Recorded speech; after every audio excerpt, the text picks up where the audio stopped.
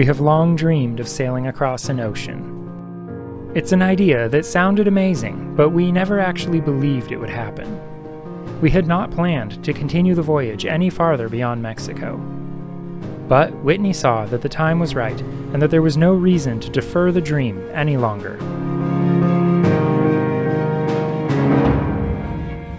Once the decision was made, we set about getting the boat ready, with enough food and water for at least a month underway.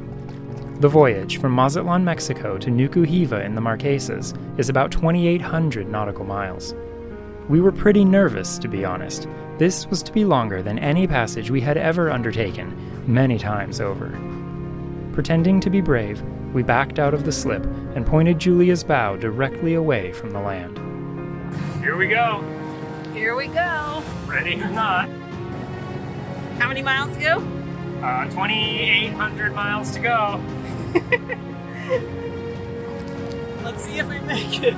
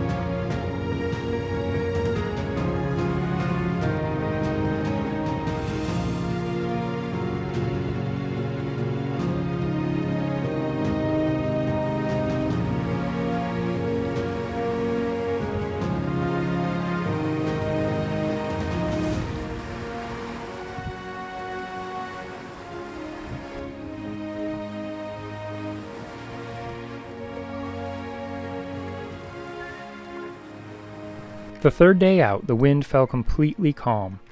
We had expected a period of light weather, but thought that it would be enough to keep making some miles. Without any steerage way, the bow insistently pointed straight back at Mazatlan, and we drifted sideways in the current. Taking advantage of the calm weather, we recalked some deck seams that had started leaking. With so many miles still ahead of us, including the notorious calm bands around the equator, we did not want to use up any of our fuel supply.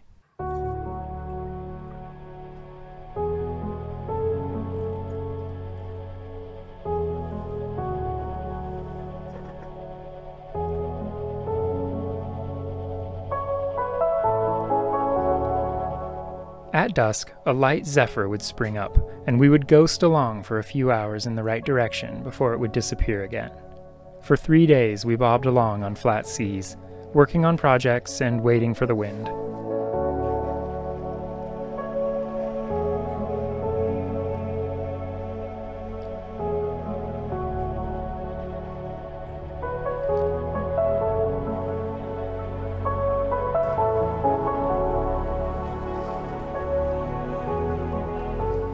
When enough breeze finally did materialize to make a steady 3 knots of boat speed, we felt like we were moving twice that fast.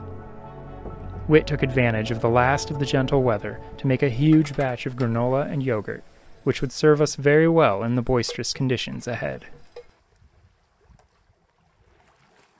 So we're ending our 5th 24-hour period at sea, and we've gone less than 400 nautical miles, which is very poor performance. It's pretty bad.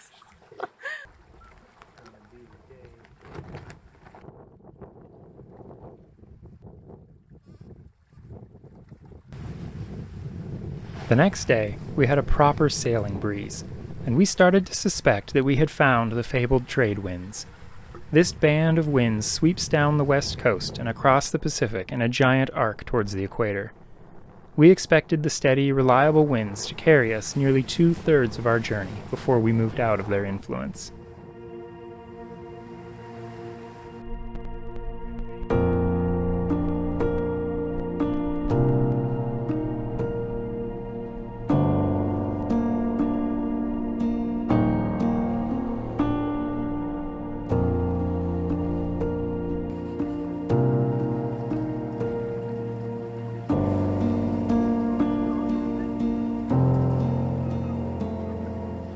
The trade winds provided good sailing. Sometimes at night they would increase strongly, and we would douse the mizzen and reef the main. A few hours later things might get lighter, and the sails would be hoisted again. Seas rose and then eased again, more in relation to distant systems than the local wind.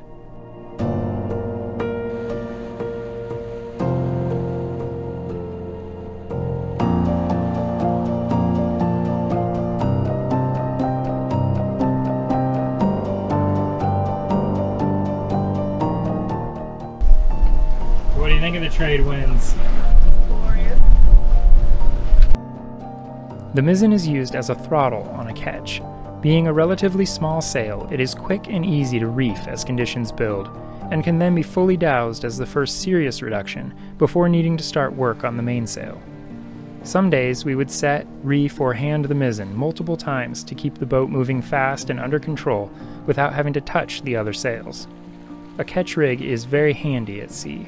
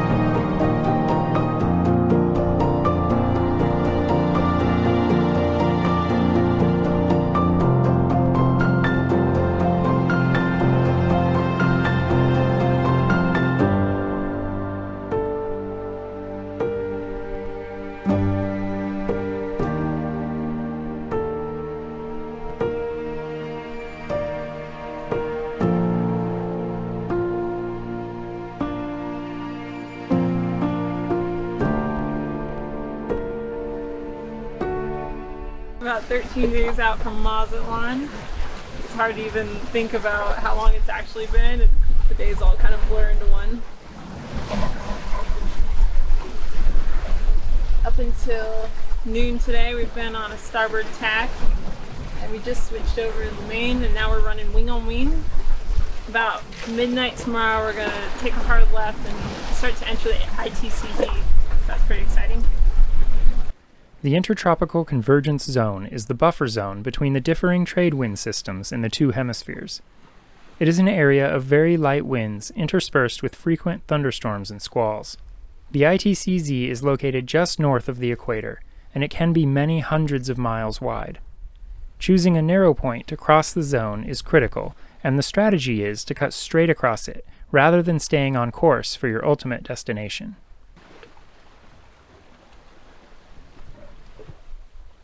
Today I feel great, but yesterday I was not feeling so great. I kind of hit a wall a few days ago.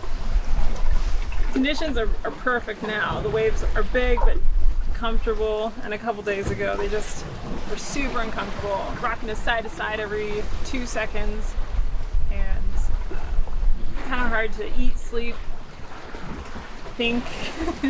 So today's a much better day, and it's overcast, which is great. So you can see our wind vane has a new control arm on the oar.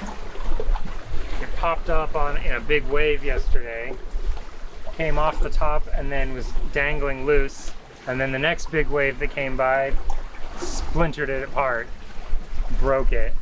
So I had to climb out there and retrieve the oar, and then we made a new one, and it's been going now for over 24 hours on the new part, and it's working. So fingers crossed that holds together. We absolutely are depending on it.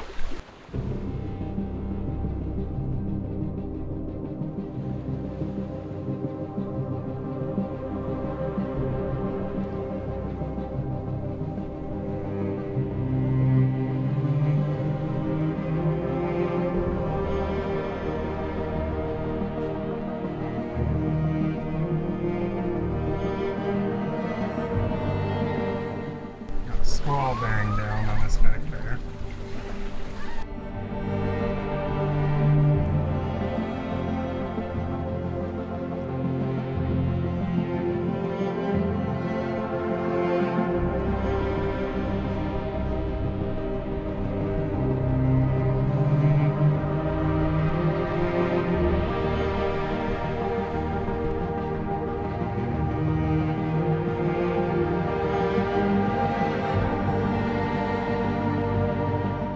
When the wind disappeared in the ITCZ, we motored to keep moving.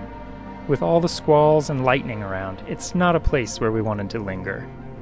As we drew near the equator, the heat during the day became oppressive, and the stagnant air conditions felt like a hot blanket sitting on us.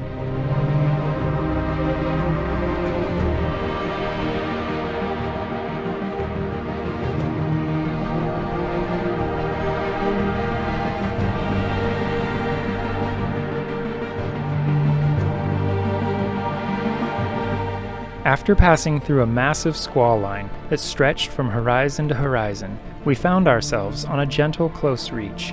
It felt so good to have a cooling breeze and to turn off the hot diesel engine. This unforecast breeze was to carry us all the way out of the ITCZ, a stroke of very good luck.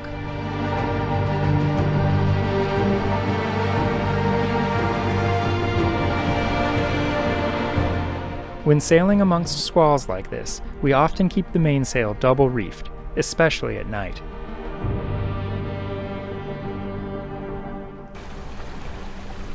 It looks like we dodged the squall that passed behind us. With the full Genoa and mizzen, our sail area is still adequate for most conditions. As a squall approaches, the Genoa is furled and then the mizzen doused. This can all be done by one person without leaving the cockpit or altering course, and it dramatically reduces our sail area. The mainsail on a ketch is already fairly small, and when double reefed it is able to withstand very strong winds without being overpowered. After the squall passes, it's a simple matter to reset the sails without waking up the person off watch.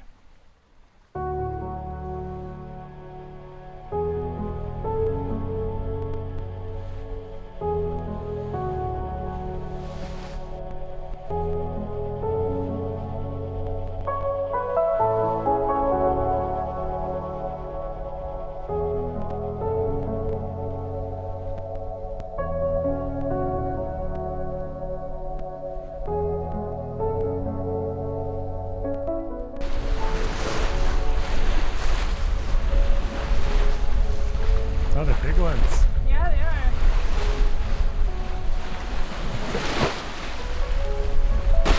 Did you see the flying fish going up crazy over there?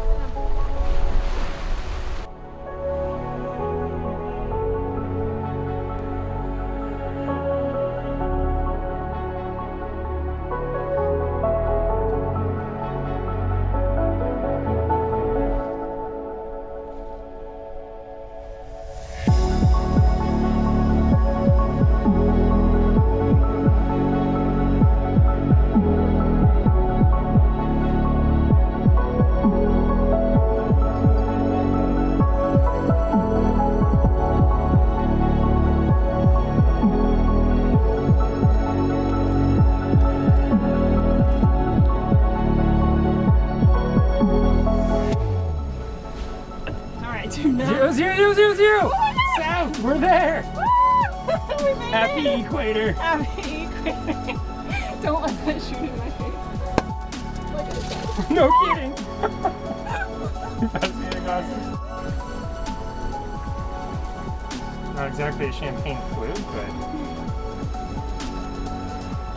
Alright, cheers! Cheers! Woo! And one for the sea. One for the sea.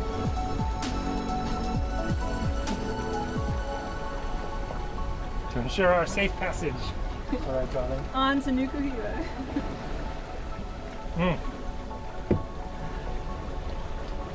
Happy equator.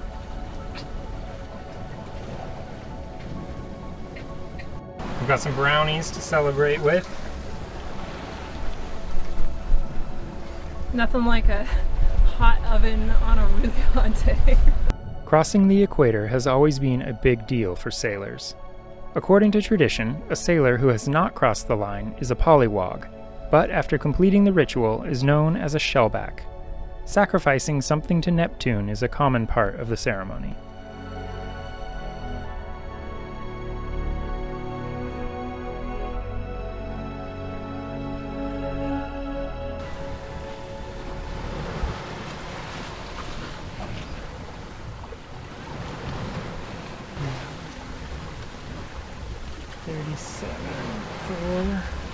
Just noting the time, and then I note my reading.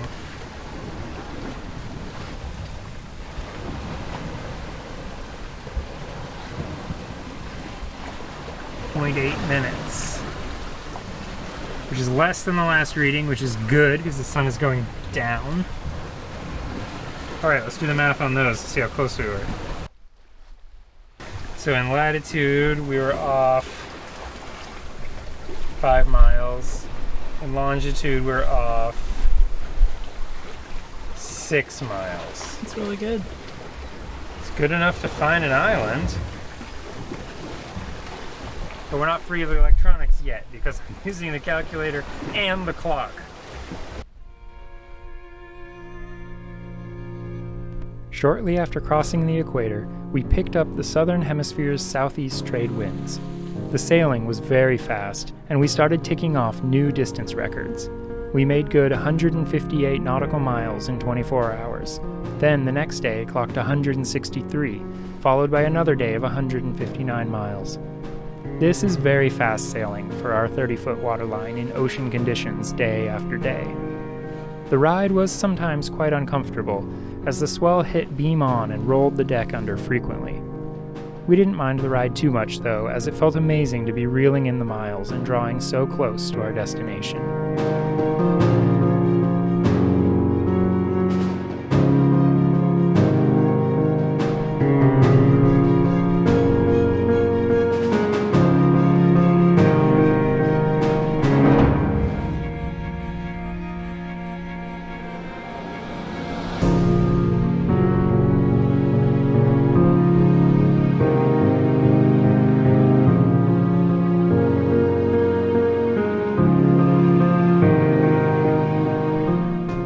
The sailing was really good.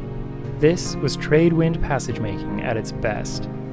The wind did not falter once south of the equator. Small puffy clouds drifted over the electric blue ocean. The weeks without proper sleep were starting to add up for the crew, but the boat felt better than ever. Julia sailed like a freight train on rails, eating up the miles. It was clear that this was exactly what she was built for, galloping over the waves on a big stretch of open ocean. We felt really proud of her. She seemed to be loving it, not showing any of the fatigue that was starting to grip the crew. Day after day she thundered along, until finally we caught sight of the islands in the distance.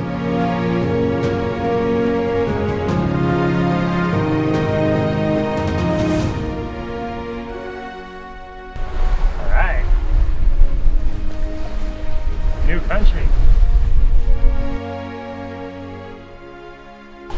What day is today? Oh man. I think it's the 24th day. We've completed 24 days. We're now starting on our 25th. But we can see Nuku Hiva. And how do you feel about having completed 24 days at sea? When I think about some of the events on the first few days, it seems so long ago. We've been underway ever since. It's a ridiculous hobby.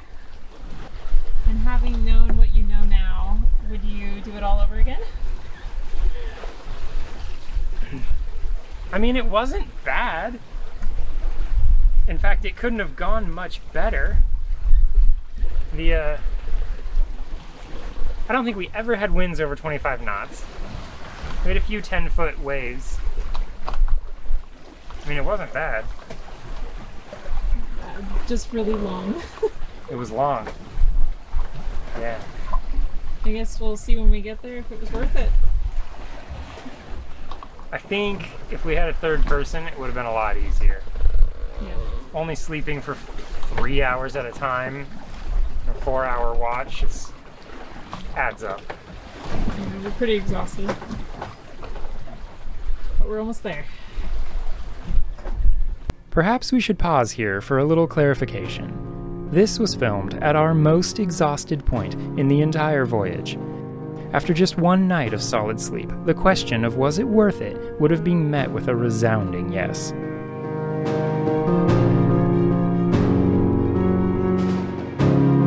We entered the harbor at Nuku Hiva in the dead of night, guided by the full moon. As we neared the island, the smell of the land was overpowering.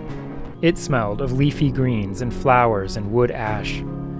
After anchoring in the calm bay, we shared a dram from the good bottle of rum and then crashed hard. The next morning, we slept late and then sat in the cockpit gazing up at the green mountains. The feeling of what we had just accomplished was surreal, and we basked under the glorious cloud cover that was stuck to the tops of the mountains, breathing in the cool and fragrant air.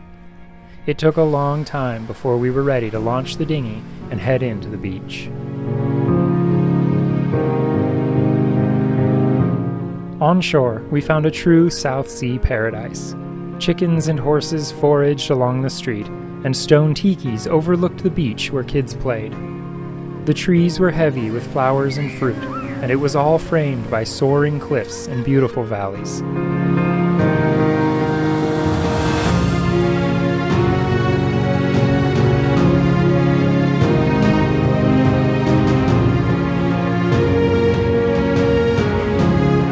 We had wondered what it would be like to sail across an ocean, and now we knew. The satisfaction that we felt at having arrived in the Marquesas is hard to put into words. It will certainly stand as one of the greatest experiences of our lives. Join us next time as we explore this magnificent archipelago. We will see some of the most dramatic scenery and unspoiled paradises left on Earth. These islands are the location for so many dreams, and we were about to discover that they are even more spectacular in reality.